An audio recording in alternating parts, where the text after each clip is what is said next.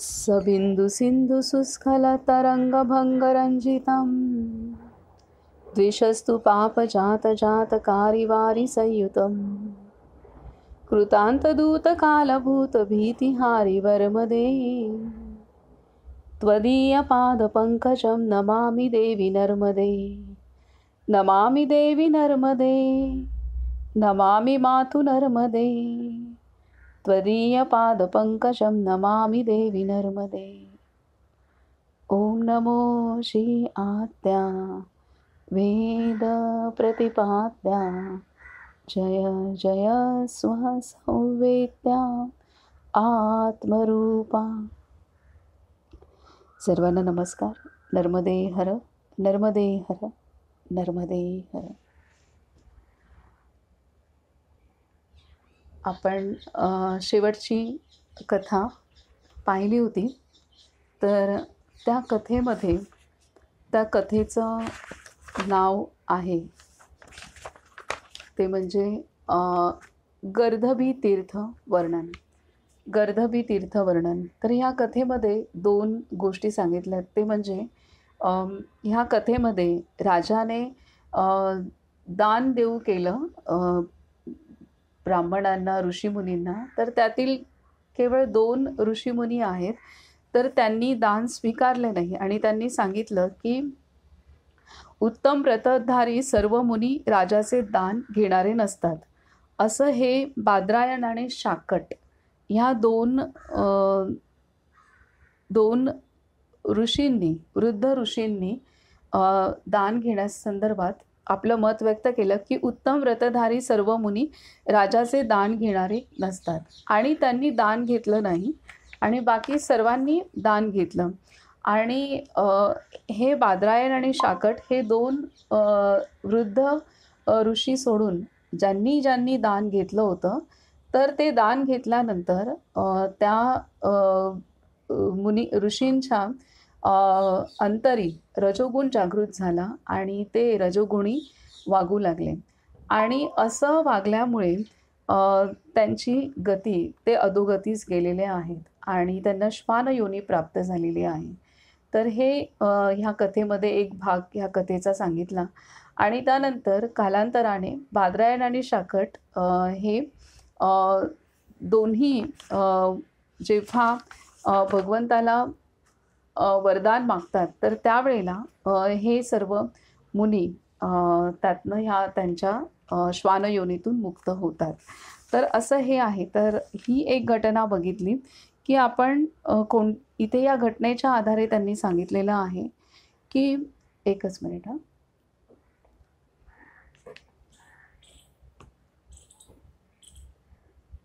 हे बादरायण आणि शाकट या दोन्ही ऋषींना इथे ऋषींनी हा सर्व वृत्तांत सांगितला भगवंताला की असं घडलेलं आहे, त्यांना श्वान योनी प्राप्त झालेली आहे।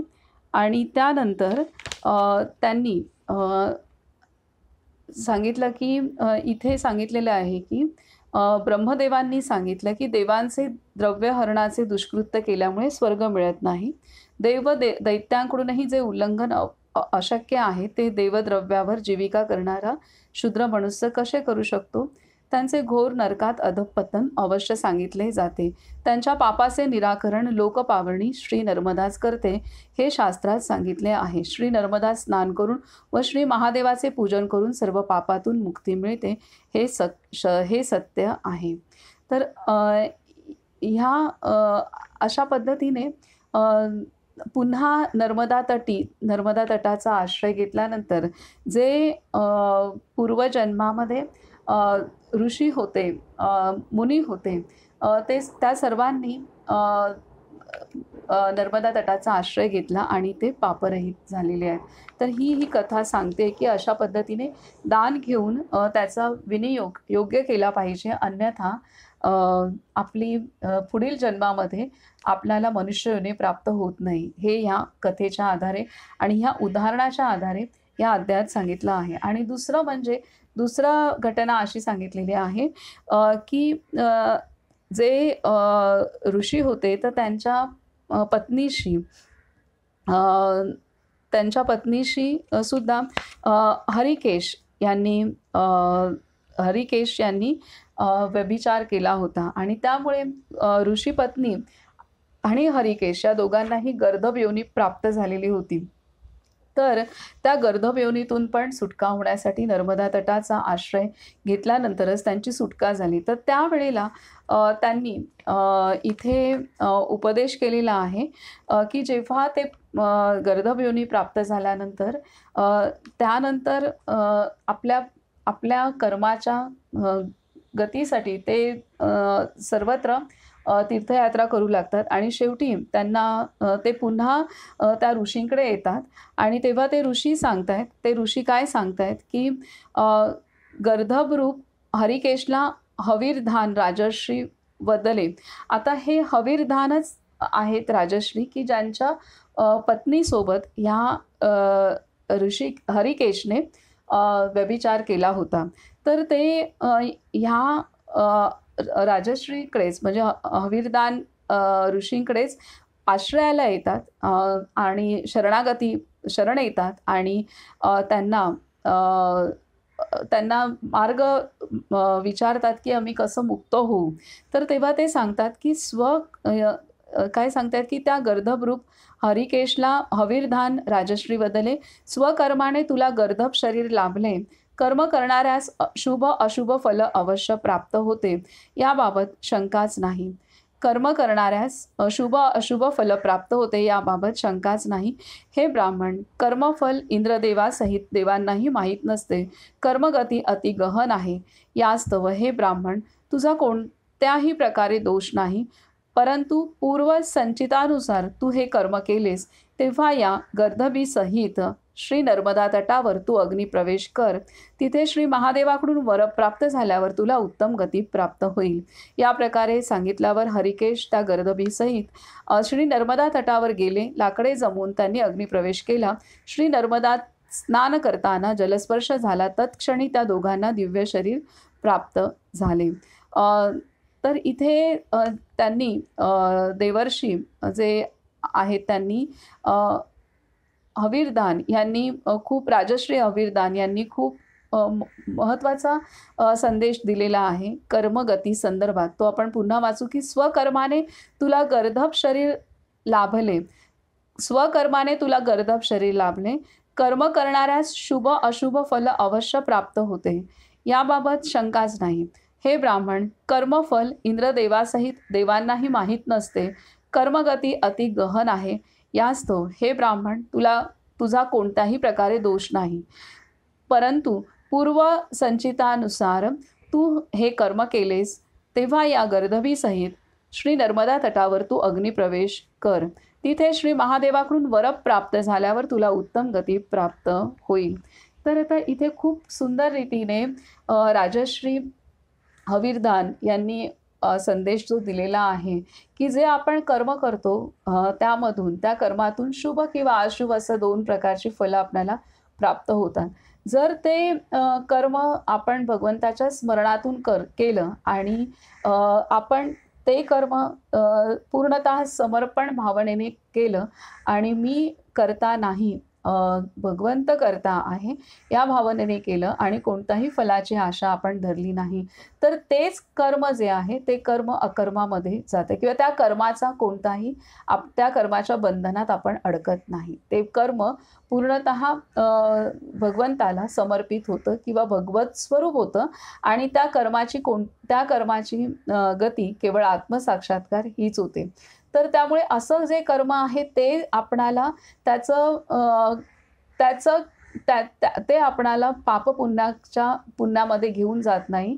असं कर्म आपणाला भगवंताकडेच घेऊन जातं.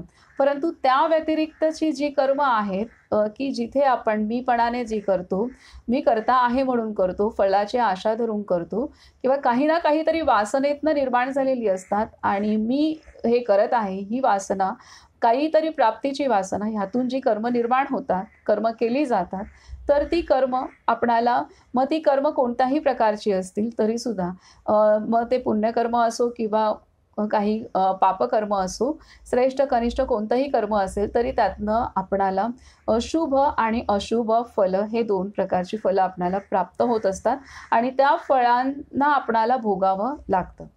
त्या फळांचा आपल्याला उपभोग घ्यावा लागतो. तर कोणत्या कर्मातनं कोणतं फळ प्राप्त होईल ही कर्माची गती इथं दिलेलं आहे, की ही इंद्रदेवासहित देवांनाही माहीत नसते. कर्मफल काय येईल हे इंद्रदेवासहित कोणालाही माहीत नसतं. परंतु कारण कर्मगती अति गहन आहे आणि त्यामुळे इथे सांगितलेलं आहे, की त्या हरिकेशचा तुझा कोणताही दोष नाहीये. पूर्व संचितानुसार, पूर्व जन्मातील प्रारब्धानुसार ह्या जन्मात आपल्या हातून कर्म घडत असतात.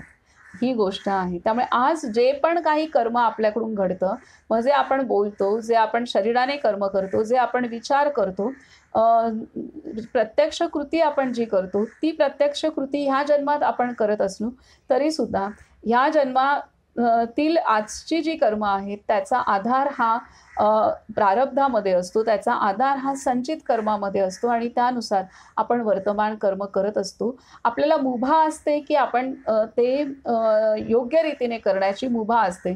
परंतु जर आपण जाणीवेत नसू, तर आपण आपल्या प्रारब्धाला आणि संचितालाच 90% त्यानुसारच आपण कर्म आचरण करत असतो. तर त्यामुळे जे आपलं संचित आपण घेऊन आलेलो आहे, जे आपलं प्रारब्ध आहे त्यानुसार आपलं ह्या जन्मातलं कर्म, त्याच्या पुढचं कर्म आपलं त्या आपलं कर्म हे होत असतं. त्यामुळे इथे सांगितलेलं आहे, की असं हे आपल्याकडून कर्म घडतं. म्हणजे कर्म कशा पद्धतीने घडतं हे सुद्धा सांगितलं आहे, की पूर्वसंचितानुसार, प्रारब्धानुसार ते कर्म घडतं आहे. तर त्याच्यामुळे त्यात तुझा दोष नाही आहे. कर्माची गती ही गहन असते आणि त्यामुळे शुभ-अशुभ हे फल प्राप्त होत असतं.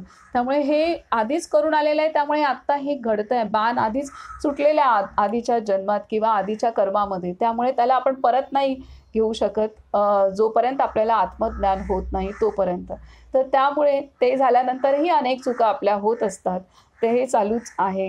पूर्णतः साक्षात्कारी होत नाही तोपर्यंत आपण शुभ-अशुभ कर्मामध्येच खेळत असतो. तर हे इथे त्यांनी स्पष्ट केलंय. त्यामुळे इथे कोणाचाच दोष नाहीये. तर असं कर्म घडलंच आहे ना, तर आता कर्म घडलेलं आहे, त्यात दोष नाहीये तुझा. संचितानुसार ते तुझ्या हातून तुझ्या आणि त्या ऋषी पत्नी म्हणजे त्यांचीच ती पत्नी आहे, तिच्या हातून घडलेलं आहे. तर घडलंच आहे, तर आता नर्मदा तटी जाऊन प्रायश्चित्त करणं आणि नर्मदा तटी जाऊन तिथे अग्निप्रवेश करणं हे सांगितलेलं आहे आणि तिथे भगवंताला प्रसन्न करून घेतलं तर त्या कर्मातनं सुटका होऊ शकते. तर हे महत्त्वाचं सांगितलेलं आहे. त्याच्यामुळे कोणतंही कर्म जरी घडलं, चांगलं कर्म घडलं किंवा चुकीचंही घडलं तरीसुद्धा आपणाला भगवत स्मरण करणं आवश्यक आहे. कारण आणि त्या कर्माच्या बंधनातनं आपणाला सुटणं ह्यासाठी भगवंताचं स्मरण करणंच आवश्यक आहे. हे इथे हा संदेश दिलेला आहे. तर त्यामुळे आत्ता आपल्याकडून चांगलं घडत असेल तर एक चांगली गोष्ट आहे. आपण आभार मानावं आणि आपल्या हातून एखादं चुकीचं कर्म जरी घडलं किंवा इतरांच्या हातून चुकीचं कर्म घडत असेल, मग ते शरीराने असो, बोलण्याने असो किंवा विचारांनी असो किंवा कर्माने असो, तर शारीरिक, मानसिक, वाचिक कोणत्याही प्रकारे आपल्या हातून चुकीचं घडलं अथवा इतरांच्या हातून जरी चुकीचं घडलं, तरीसुद्धा इतरांनासुद्धा आपण त्याच दृष्टीने पाहायला पाहिजे, की हे त्या संचितानुसार आधीच त्यातलं बराच भाग घडून आलेला आहे. त्याला पूर्ण करण्यासाठी समोरची व्यक्ती पण त्या पद्धतीने वागत आहे.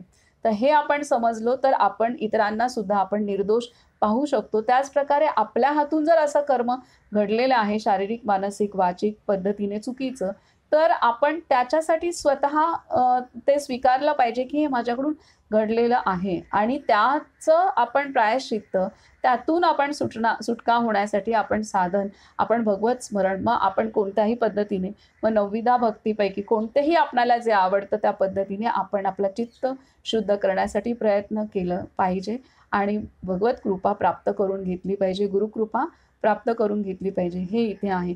इतरांना आपण नाही सांगू शकत, की बाबा तू आता तुझ्याकडून चुकीचं झालंय, आता तू त्याचं काय कर.